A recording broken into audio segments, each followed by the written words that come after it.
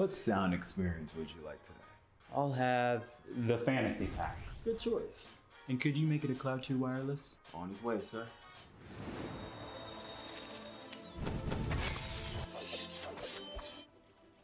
Sounds amazing.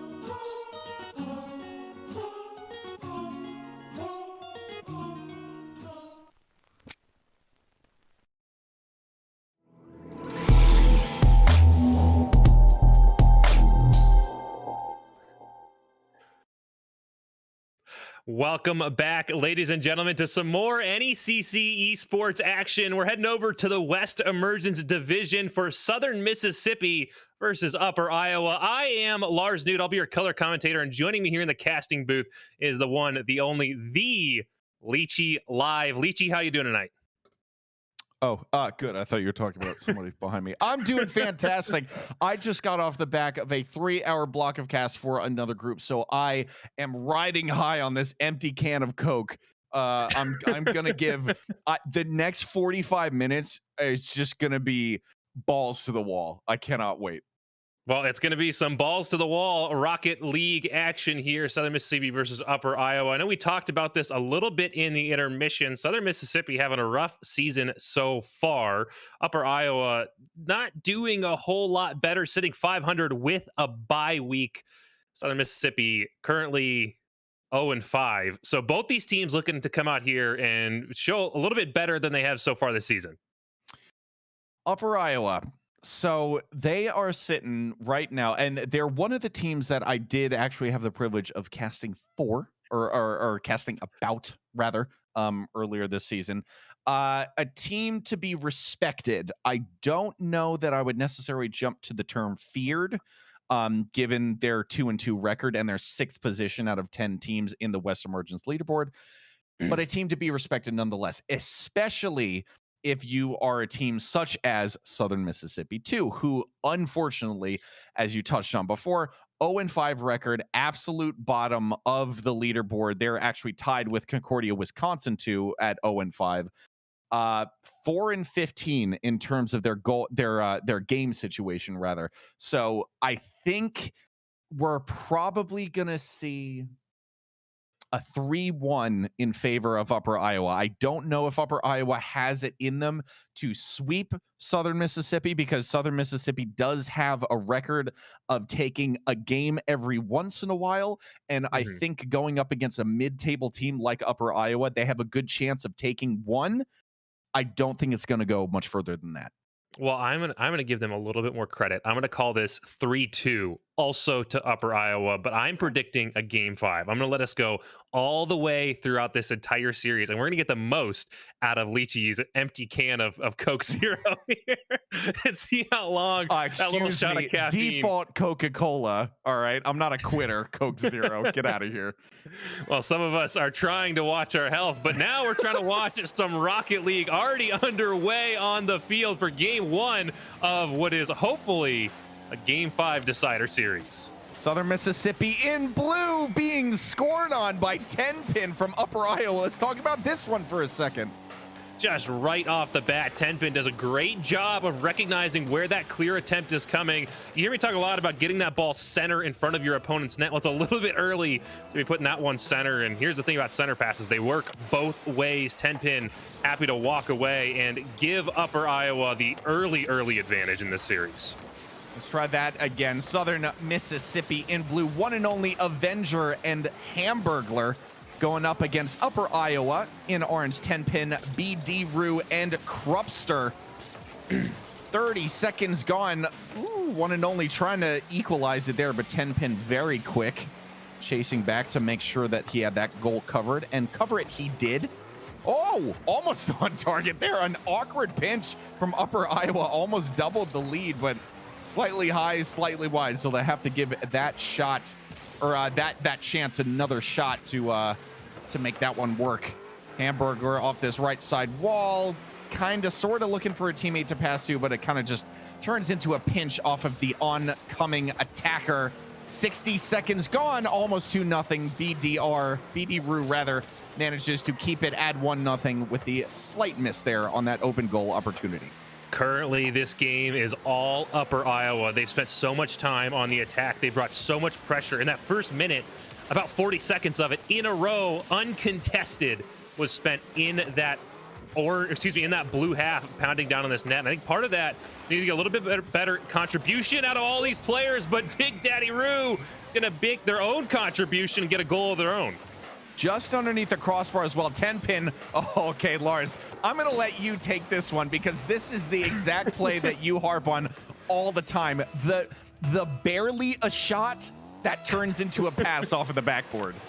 Well, it's always attacking that back wall. I always like to say when you come down, your first attempt should not be on net. Obviously, if you got a wide open net, you want to throw that ball home, but shoot close to the net, shoot by the net, force a response out of the defense, and after they've responded, they're out of position, they're in an awkward spot, then you have a teammate in a good solid rotation come through, clean it up, finish it off just like that, textbook. Hamburglar, ooh, off the crossbar, unable to bring it back within one. Now chasing back, doing pretty well to rough up the opponent, and gets a fantastic 50, keeping the ball safe for now. 10 pin up very high, flips a little bit too early, especially with 0 boost, so he's going to be committed to that one for quite some time as he rotates back. One and only, looking for a dribble play, but can't get it past the first defender he faces. 10 pin. Off of the nose of Hamburglar. This one's into the corner. High, dangerous for Big Daddy Roo. One and only, the long shot opportunity. It wasn't target, but a crucial save for 10 pin to keep the scoreline at 2-0 in favor of Upper Iowa. Starting to balance out a little bit, though, and here's a big opportunity in front of the net coming off that demo. It's still lurking out in front. Just need one more touch, and it's off the post. Oh, that's such a heartbreaking little push there on the side of Southern Mississippi. You need to make that connection. You had 2 blue players in front of that net, a ball on the goal line, and no one home, and they just couldn't quite finish it off. But we are seeing this even out a little bit. We're not seeing quite the dominance we saw out of Upper Iowa that we saw in that first minute. Krupster, a bit too much of a touch there. 10 pin was waiting for the pass to come out a little bit faster. One and only open goal. No, Krupster diving across just to get that save in time. Now Krupster has an open opportunity. Won't miss this one. Makes it 3 for UIU. This is going to be a tough comeback. You know what number I'm looking at on the scoreboard right now. It's that 93 seconds remaining. You know how I feel about coming up on that 90-second mark. It's so critical to have a good, solid control, good, solid lead of the series, of the game, excuse me, coming down the last 90 seconds, because it puts so much mental pressure on your opponents.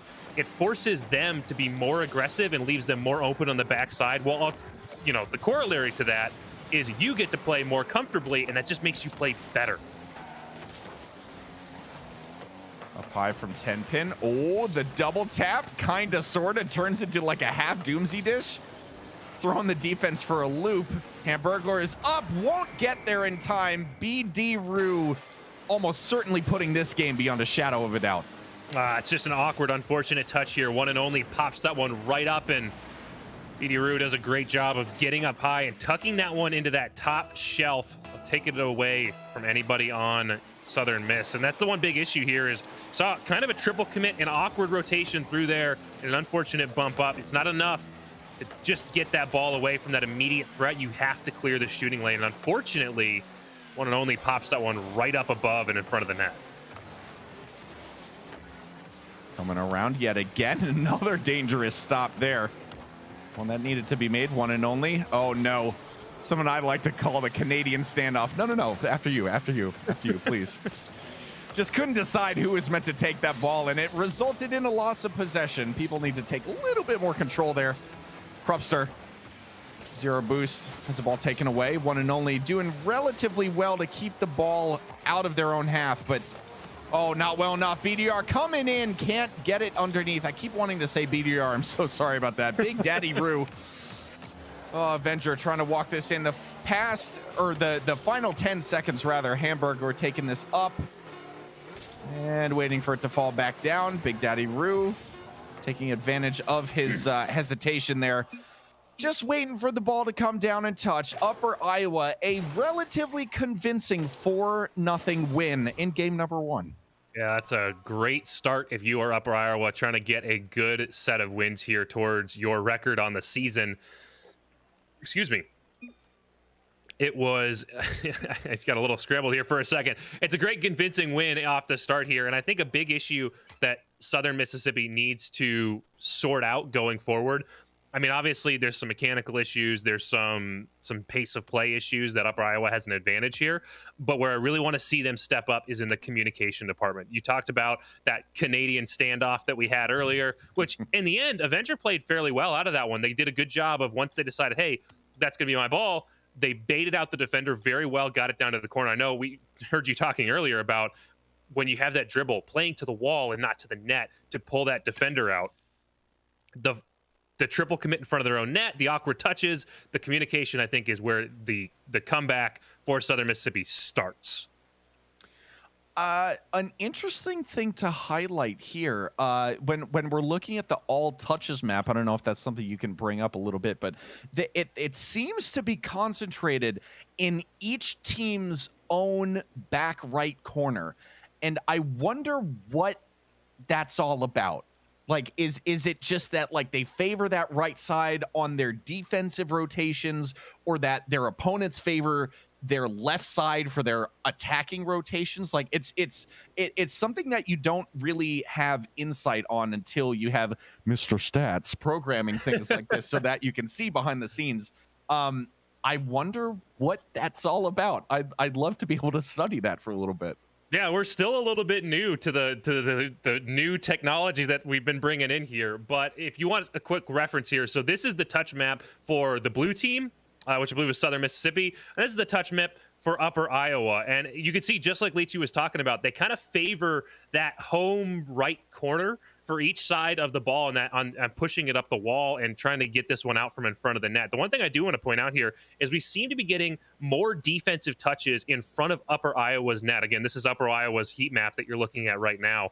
We seem to be getting more of their touches right now directly in front of their net, and it goes to where we saw some of those opportunities open up on the side of Southern Mississippi that they just couldn't capitalize on. And it's really threatening. If you're Upper Iowa, you need to do a better job of not allowing these offensive opportunities to develop right in front of your net like that. Get that ball clear and don't allow that into the shooting lane in the first place. If you are Southern Mississippi, alternatively, you need to take advantage of this. With the amount of attention we're seeing in front of their net, you have to be scoring some goals. So what say you then about either of these teams? What advantages could be pulled for either of these teams for playing more centrally and stop and, you know, not relying as much about passes off of the sidewall, like take it through the middle a little bit, because it seems like so much of the play is being pushed out to the very outer edges of the map. I feel like the center of the pitch is being used purely for rotation, like finding your position back in rotation. Put the ball there, run it through the middle, and see what happens. Yeah, I think if you are Upper Iowa, absolutely take advantage of that. They've had great accuracy in front of the net. I think if you are Southern Mississippi, continue to work the edges of the map and then push this ball out in front of the net and then try to punish it. That's where they've struggled, with those triple commits and the positioning errors. They're not getting a good opportunity to follow up in front of Upper Iowa's net. Big Daddy Roo in the Merc, the power move for game number 2. Wow, Avenger getting that save at the near post. Big Daddy Roo will make the Merc count. 21 seconds in, Big Daddy goal. 21 seconds in and 21 seconds of attack down in Southern Mississippi's net. You can see exactly how that one ended, but there's not a whole lot to say for that gameplay. We just need to see Southern Mississippi get that ball clear, not allow that attack to develop for that long, that consistently. And that comes back to some of that positional, rotational communication issues we've been seeing. 10 pin, waiting a bit too cautiously for that one to come down, but the ball is seen clear eventually. Big Daddy Roo off that sidewall. Hamburglar can't quite get in the way of it. One and only is up, but needs to be very careful with what he does with this ball. Winds up leaving it to Avenger. Sent way out wide. BD Roo off that sidewall. Can't use that nice tall hitbox of the Merc to get in the way. And now all of a sudden Upper Iowa, well, for a second they looked like they were scrambling on defense, but then the big boy Merc standing up in the way, stopping the momentum of that ball. Never going to get past that one. Demos be damned, we'll call it. 75 seconds gone. Upper Iowa hanging on to the one goal. Still plenty of time to make something happen. Ooh. Like right here. No, it won't bounce underneath the crossbar. So close there. One and only probably feeling like he got RNG'd. Oh, that's quite unfortunate here, but but that is a good start to what we've seen here. We're getting great pressure down the field. We're just not getting a continuation of it. They're getting it down. They're getting a threat towards the net. And then it kind of fizzles out and allows Upper Iowa to clear around and start their own attack. Something I know that we're both kind of familiar with. That one just a little bit lucky on the side. Southern Mississippi doesn't find the back of the net as they continue to scramble a little bit in the defensive end. And I know One and Only's shown us some great mechanical skill, but just a little hindered by some of the communication errors that we're seeing. Avenger missing this one on the sidewall. Hamburglar fighting Krupster. It actually has a shot to follow this one up. Drops it underneath the defender. That went straight up in the air. How does that one work? Check this replay out. It's 1-1. Oh, wow. Just gets over top of it, bounces it right down. That's so well placed, recognizing where that defender is coming from and understanding that if they throw it just directly at the net, there's no way. The Merc is sitting behind it. You're not going to score on the Merc like that. But if you can avoid the Merc altogether and just put one down. Now we're tied up as we come up on halftime here. Southern Mississippi finds an attack, just not enough power to finish it off. They're still alive in this game and in this series. Interesting shot there from Avenger, calling a Big Daddy Roo to make that save. Now 10-pin looking to break out of their own half and does so relatively effectively. A great dunk over the top of Avenger leaves Hamburglar scrambling. Krupster off of the crossbar, 1-2 and in. I think, was this a triple touch up here? Set up by 10-pin. Krupster, I think I saw another, I think I hit the crossbar twice there, but the last one was bar down and in, and not off of Krupster again. But that is the advantage back to Upper Iowa. I'd like to see Southern Mississippi strike back quickly here, not allow this to carry on too long, but 10-pin, it widens it out with that beautiful shot off the wall right off the bat here. We'll call that a kickoff goal. Oh, Avenger. I think Avenger got a little bit antsy there with his approach to that ball. Needed to take a little bit of pace out of the car, believe it or not. I think he just got into the air with a little too much urgency, and I think that's caused the accuracy to wane a little bit. So unfortunate there. 3 goals now for Upper Iowa, and they're looking about as commanding as I expected on paper. I do want to see Southern Mississippi come back in game 3, and it'll probably be a close one. I'm hanging on to my prediction of them taking one game. It'll probably wind up being like a 2-1 or something, maybe an own goal throw in there just to spice things up. But I do think so far, I mean, in these almost 2 games that we've seen from Upper Iowa, I haven't seen enough to change my opinion or my prediction of what the overall result is going to be. No, we've seen flashes of greatness out of Southern Mississippi, but it's just that, flashes, and it's not the kind of consistency. Oh, no. The own goal. You asked for an own goal to spice it up, but unfortunately for Southern Mississippi, it's going to hurt them, not help them. Hey, I didn't ask for it. I predicted it. I don't want to see people go through pain. I just thought it would happen. So let's be very clear about this. Minute and 6 seconds on the clock. 4-1 now for Upper Iowa, excuse me, looking a lot healthier than they did in the first half of this game. Krupster missing this. Avenger doing the same, so 10-pin will turn around nice and slow. Had a teammate to work with, but had it pinched away, so never had that pass in the first place. Avenger high into the corner. One and only. Just really gets a stopping touch, but nothing more. 10-pin, ooh, looking for something tricky. It was like a half flip reset or just kind of air dribble attempt upside down. Regardless, scary if you see it coming straight at you. 4-1 now to Upper Iowa. Lars, I don't know that. Yeah, I don't know. I'm at risk of repeating myself here. I'm not quite sure what to say about Southern Mississippi other than they just need to be more consistent with their opportunities on goal, as few and far between as they may be. Caster repeating themselves? Never. That never happened. No. Literally never once made the same point twice in a series, let alone a match. Unfortunately for Southern Mississippi, Upper Iowa takes this one again in fairly commanding fashion. And as we're talking about stats, here's one you don't need the eye of Newt to see.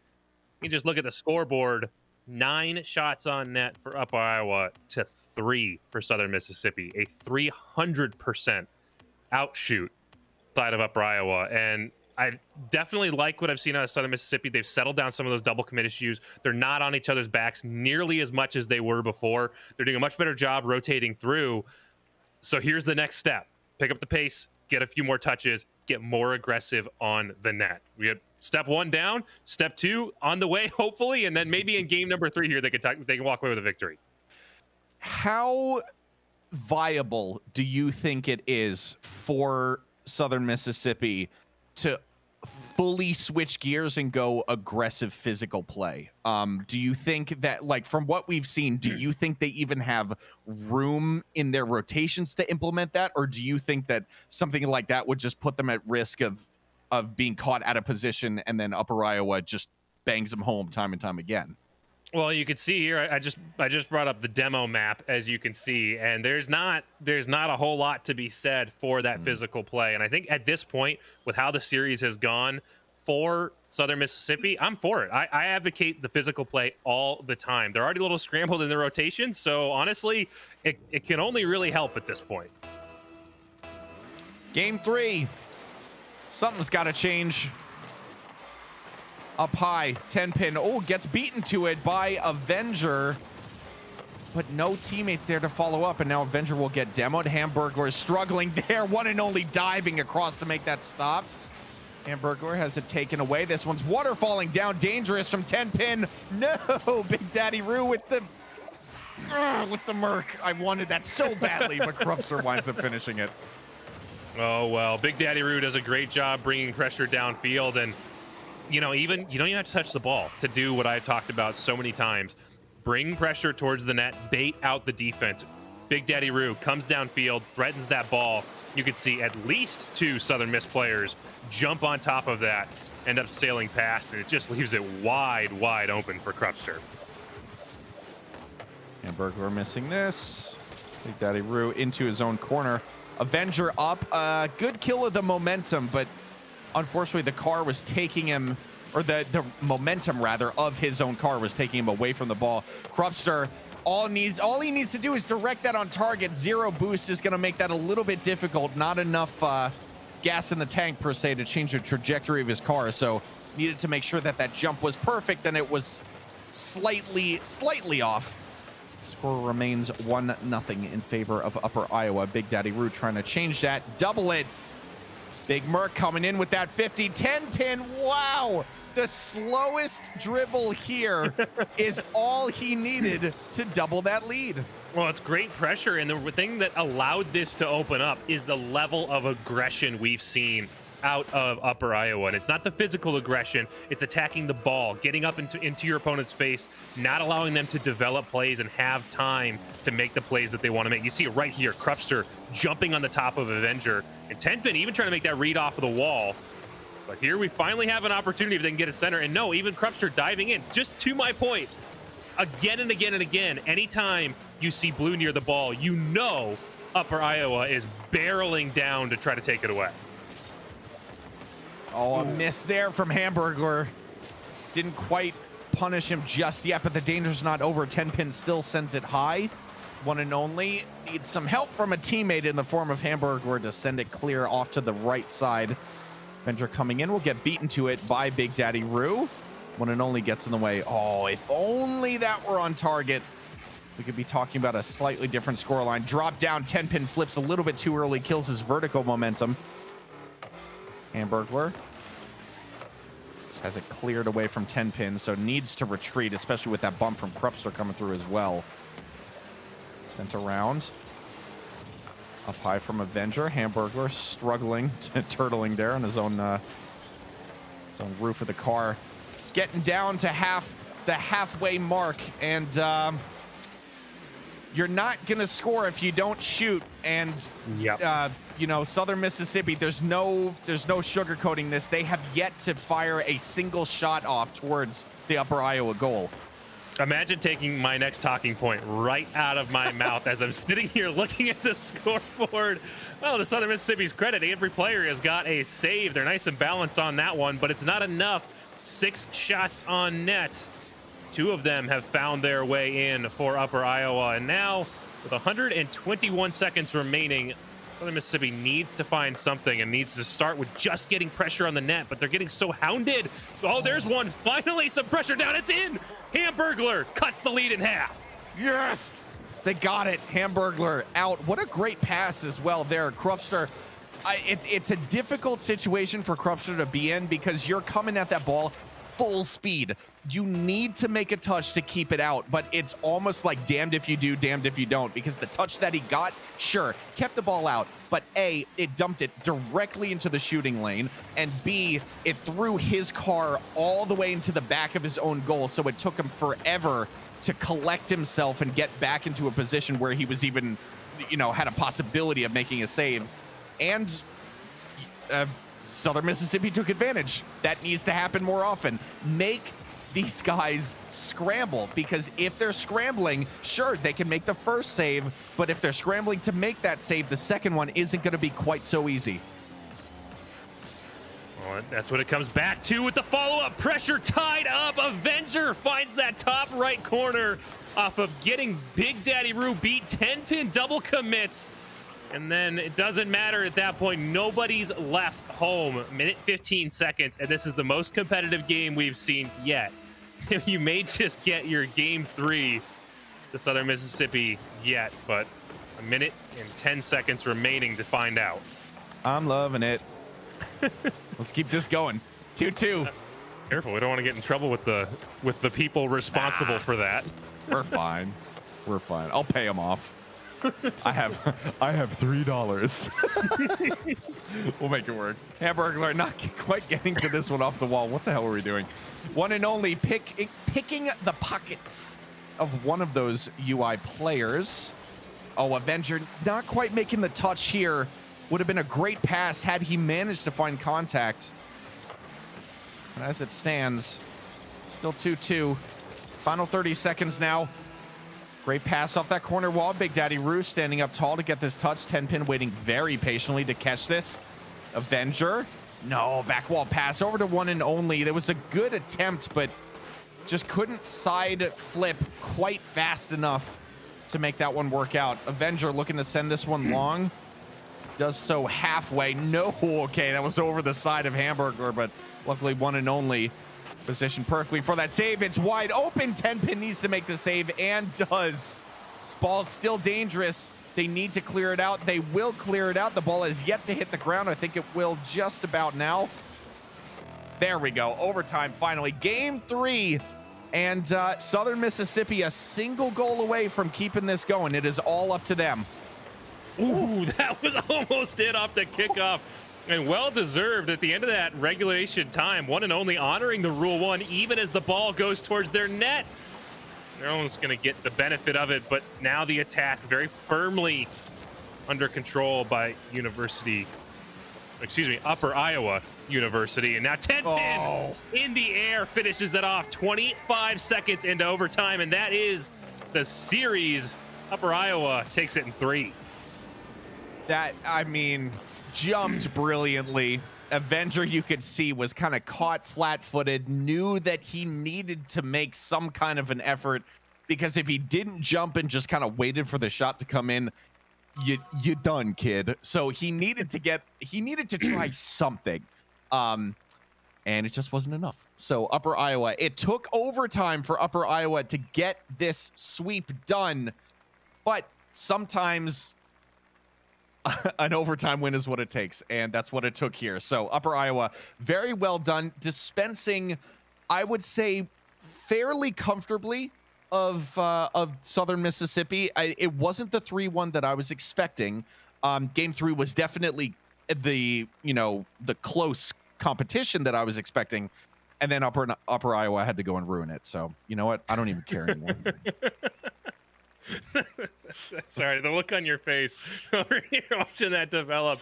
Well, like you said, fairly comfortable for Upper Iowa. Much better showing out of Southern Mississippi. As time went on, they definitely got better. If we had a long enough series, I'm sure we'd see them pick up some wins. But unfortunately for Southern Mississippi, it's a best of 5, and they didn't find it fast enough within the first 3 games to go ahead and upset them here. And we're on to the next series, I guess. If you have any more thoughts, questions, concerns, comments, hopes, and or dreams. I want to do another one of our 1v1 things, but we have to wait for our producer to yell at us. And we... He told us we could do it. Whatever we want to do. Whatever. Let's do a food let's review. take a second. So I'm currently drinking some Oh my god. Don't actually go down this road. I'm not going to.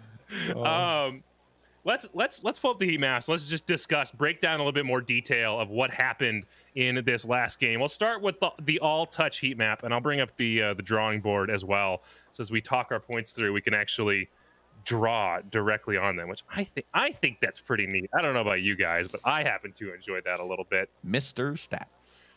Mr. Stats. Don't stop over here calling him that. with the Eye of Newt. I know you guys are determined to make that a thing.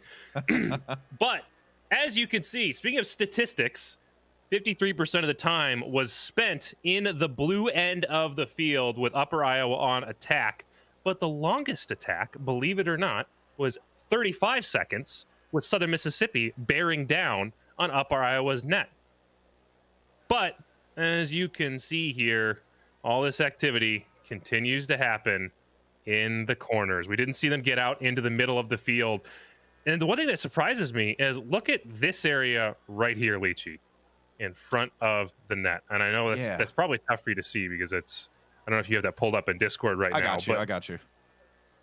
For the team that didn't find a victory, or for the team that found a victory, did not have many touches in front of the net here. It really goes to show what Thunder B likes to call corner ball, and it's that attack through the corner that is effective.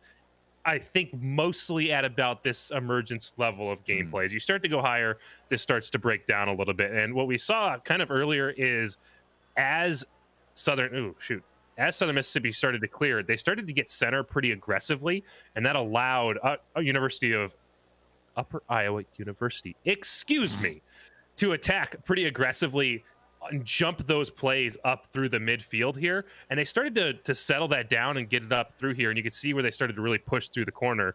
And they got some good opportunities. Look at all this activity in front of Upper Iowa's net. They just couldn't find the finishes. Yeah, I that's a good point that you bring up, is that the corner ball, as you said, Thunder B loves to call it. I think you hit the nail on the head. I think this is the skill level that I think that's the ceiling. Like, this skill level is the ceiling at which corner ball can work. Beyond that, I think it's just going to be like, it's vanilla Rocket League to anybody else. So they're just going to look at it as a complete non-starter and just deal with it like they deal with any other super simple challenge and neutralize it almost immediately. So I'd be interested to see what these heat maps look like as you go higher up the skill divisions, or whether those heat maps in higher skill divisions would just put our theories to shame and there's even more corner ball. Who knows? Well, we will get a chance to look at that later tonight, because remember, we have more Rocket League tonight, but we got a little bit before that next series starts. So I do want to touch on something you talked about here as A, why corner ball is not the most effective, but B, why you're going to see a lot of it no matter what level of Rocket League you're at. And it's something we talked about a little bit during that series, which was you need to clear the shooting lane. It's not enough to just stop the ball in front of the net here. You have to get it out of the shooting lane, and the best way to do that is dump it into the corner. It's hard to score, not impossible, but it's hard to score from these flat angles out in the corners. So instead of just stopping the ball and sending it this way, allowing an opponent to come up and re-attack it, get it into the corner. You're going to see corner ball develop, because defensively it's a good play. If you're not just going to hammer it downfield and just send it away, which you shouldn't be doing save for select scenarios, you're going to want to dump it to the corner, collect it, and try to control the ball out of the field. The other thing, why it's not the most effective in the offensive end, well, if you're attacking straight down the middle here, you have a lot of options. You can pass off to a teammate.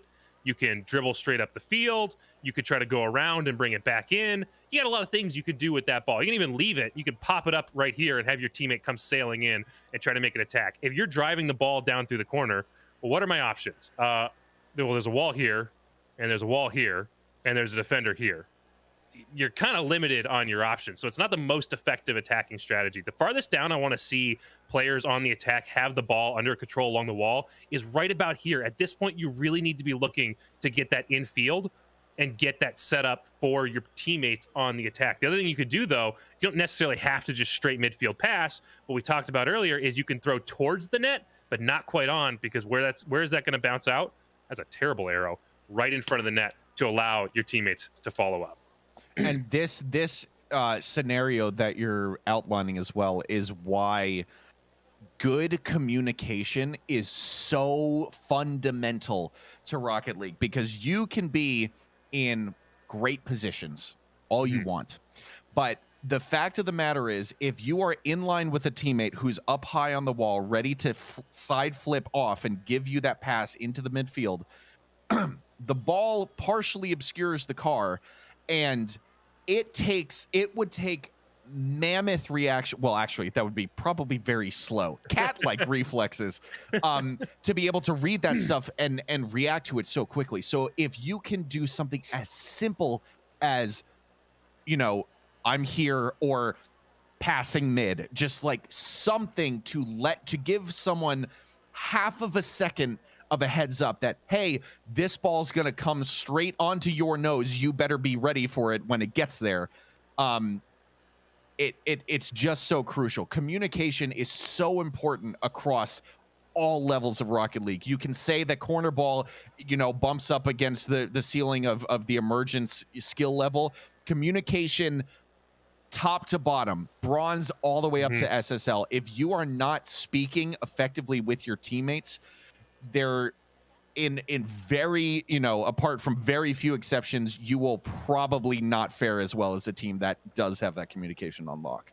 Absolutely. And that was something we saw with Southern Mississippi, especially at the start of that series. They had communication issues. We saw, again, to harp on it, that Canadian standoff you mentioned earlier, the triple commit on defense that allowed a goal in game number 1, and some double commits here and there that just put them in awkward positions, and it forces you low on boost. It forces you out of position. It makes it difficult for you to effectively defend your net. So I want to talk about here is how to attack downfield and some things I like to see in threes, and then some rotational strategies. So I pulled up the demo map here because it's, as you can see, significantly less occupied with other stuff.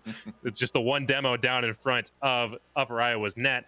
And we can also talk about where you incorporate demos into a rotation. So we got 3 topics here that I just rattled off. And hopefully, Leachy, you can help me remember everything I wanted to say and help me carry through this, because I'm going to actively sabotage you, but please continue. All right, I like it.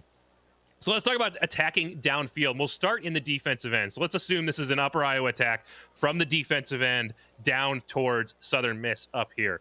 First of all, let's assume it's coming off of a shot. You're going to have a player sitting back post if the attack's coming from over here. Ideally, you've had one player that's already out this way because they made a challenge, and you've got a second player who's rotating behind, getting ready to fill in that back post position. Well, as this player is rotating through the front after their challenge and that shot comes down, well, look, you've got a nice pass right here to carry momentum up the field on an attack. And it doesn't have to be exactly like this. Everything here is, by scenario as needed. The other thing you can do, though, is if you could somehow collect that ball, again, you want to touch that ball away from the front of the net. It can be to either side. And again, ideally, you're going to have a player from your team in either of these corners ready to collect this ball. Now you've got the ball settled on your nose. You want to drive it upfield. You don't want to just bang it away. There are times where you'd want to do that. Most of the time you don't. We've been under pressure for, what was the longest attack, 36 seconds, and we just need some breathing room. Yeah, go ahead and send it. But for the most part, you want to settle the ball on your nose and you want to drive it upfield. So now you're coming up across the mid. You got 3 players. You want to have one lurking back ready to scoop up anything that needs to happen. Your second player, even or thereabouts with your teammate, because now they have options. They can drive to the net. They can drive to the corner and try to send one back out of the corner. They can try to send one off the back wall, or they can just pass across and allow your teammate to make this challenge, this attack. This teammate, regardless of what happens, they're probably going to want to settle somewhere in this region and get ready to set up an offensive rotation. Now, offensive rotation, ideally, you want to be attacking the net. So the player with the ball, if they choose not to pass, they're attacking down, and then they're rotating through. This is where you can get smart demolitions. You don't want to be chasing demos, but you do want to use them offensively. So obviously, You're already attacking the net. You're already sending down this way. Hopefully there's some boost sitting here for you, and there's a defender sitting back post or thereabouts. Rotate at that defender, assuming you haven't just had the ball sent over your head. Then rotate through this boost. And the other thing I see a lot of that's not the greatest is then players will rotate to here and then back across the mid. It's slow. It takes you out of the play. If you don't have a reason to be scrambling back on defense, you want to be making a quickish turn in here, because what happens in good pressure on the net, you're going to be getting attack, attack, attack, attack. You want to be able to turn quickly and capitalize as the defense gets scrambled. Thoughts, questions, concerns, comments, hopes, and/or dreams? The Midwest Gibbs, ladies and gentlemen. Mr. Stats himself. I've got nothing. That was absolutely beautiful. I'm in awe. I'm literally stalling for time. That was absolutely fantastic. I'm Leachy and I have nothing to contribute, so I'm going to sit here and I'm going to talk out my butt and hope that it sounds like I am an equal part of this conversation. Woohoo! Oh, Take us out. All right, well, we have more Rocket League for you here. That's going to do it for this series. But starting in 14 minutes, we have another series. We're going to get to see the answer to Leachy's question as you move up in divisions. Does the heat map change? You're going to want to see the answer to that question, and you're going to want to see the Rocket League that brings it about.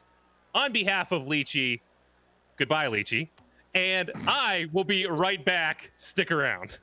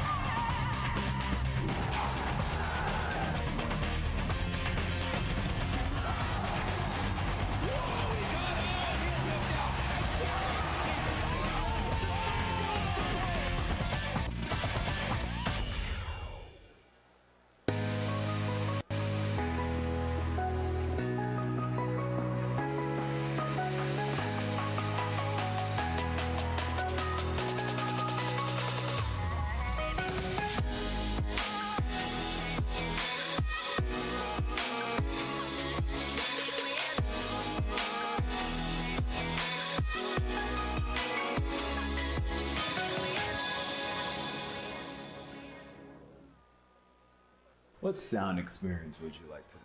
I'll have the fantasy pack. Good choice.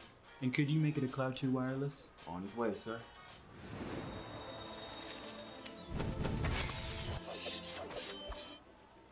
Sounds amazing.